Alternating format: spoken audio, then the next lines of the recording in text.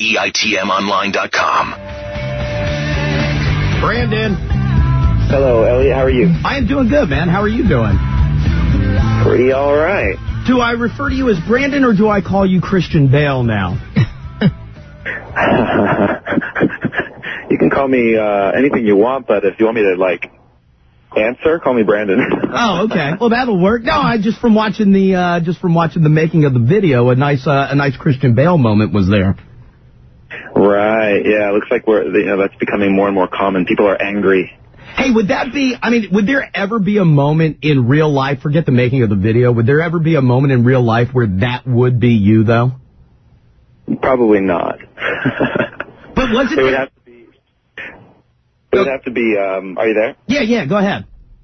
I was going to say, it would have to be something that was life-threatening, or I was defending a loved one, or a cup of coffee or something like that, something serious. Yeah, right, of course.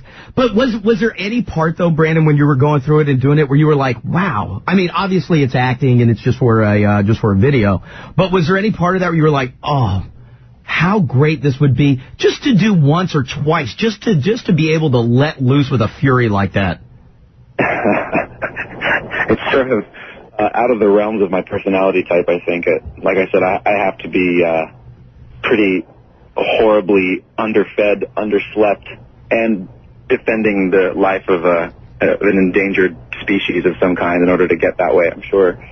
Have you ever been that way? No, but I have. Well, no, not as bad as Christian Bale, and I don't even know as bad as you in the video. I would probably say that I would probably be closer to losing my temper and going off like that, more so than you would.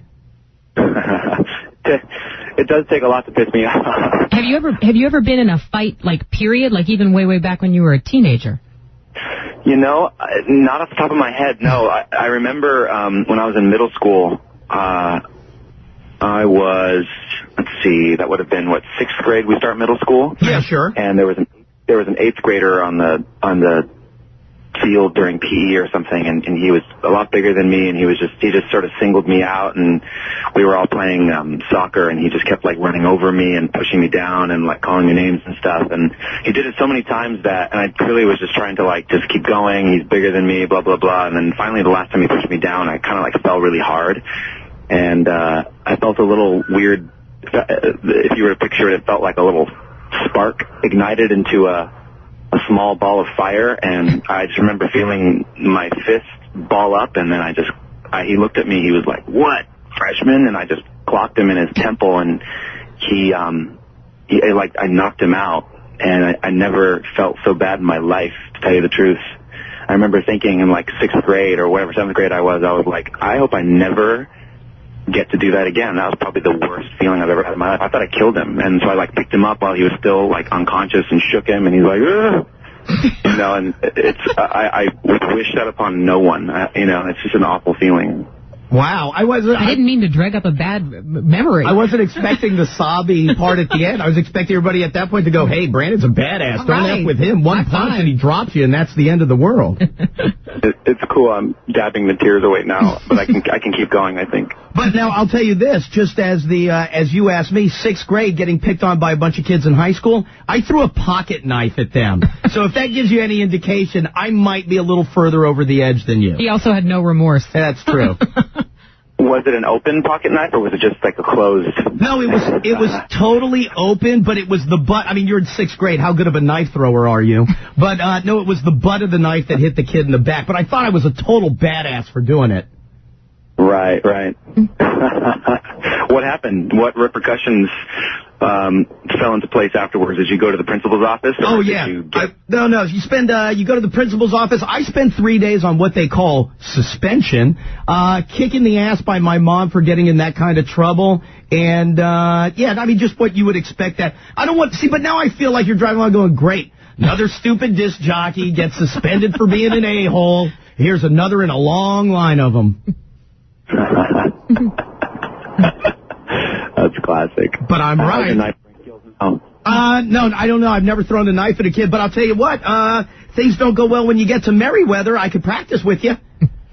That's cool. Let's do it. Let's put a willing participant up on like a spinning wheel, you know, that type of a thing, and we'll blindfolded. We'll throw knives and see how we fare. Does that sound good? Brandon, I accept that challenge, and I am complete. You know what the sad part is?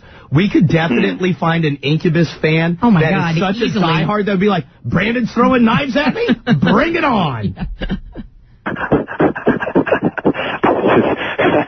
This is a bad idea. No, but this is going to turn into a lighthearted joke, which is now going to be a giant station promotion, I'm sure. Oh, wait a minute. I'm totally I totally heard they're doing that. Brandon was into it. I'm totally doing it. Right. If we don't kill you, you get my car. Right. Oh, even better. Now I win Brandon's car. The whole promotion. Just keep throwing out ideas, Brandon. The whole thing's going. Anyway, so let's back up a little bit. I mean, obviously you're going to be on the road and you're coming through. Now let's make sure we got everything in. Monuments and Melodies, kind of the double disc, 4 of them if you're the big LP fan, will be coming out in June. Couple of new songs on there. Are you happy with how the kind of the retrospective package came out? I am, actually, and I'm very happy to say that I am, because when it first came up, you know, it was sort of the obligatory record label thing that, you know, we get to do some really awesome stuff, you know, with our band and everything, and we're very blessed in many ways, but we still, you know, we got a record contract, and we're with one of the biggest record labels in the world, so, you know, we still have to do things occasionally. So when the whole idea of like, okay, you owe them a greatest hits came up, all of us kind of whinged a little bit. We were like, oh no, I don't know if we're ready for this. You know, doesn't this mean that you're like done and you're over and you're old and now move on type thing? And so we tried to look at it a little differently. You know, we one CD obviously is the singles with a couple of new songs, and then we started looking through all of this material that we have that we just hadn't released, whether they were like demos that were looked over or songs we recorded and then put aside. Sort of live rarity things. There's so much. There's literally so much material. So we pulled together what we thought were some of the best ones, and that's the second CD. And then we're also doing this kind of fun little project. It's basically, we're calling it the Incubus Vault. And then so when someone gets the CD, they get this code where they can go online and look into what is quite literally the archives of our career. And that's, you know, every live track we ever recorded, every picture we ever took. It's like it's basically just a vault. So it'll either be boring and inane to the wrong person, or it can be like a little treasure chest to the right person. All right, but a couple things off of that, and I'm glad you explained the vault, because as a fan, I really like the idea. But I feel like if you're an artist, Brandon, when you look at that, you go, okay, here's we're putting out this greatest hits package, and a lot of it, like you said, there's some rarities or things that, you know, maybe the casual fan wouldn't be overly familiar with, and now you give them access to everything in the past. Doesn't that kind of take away the ability, if it's one day down the road, to go, hey, here's some more special stuff that we haven't been able to give people before?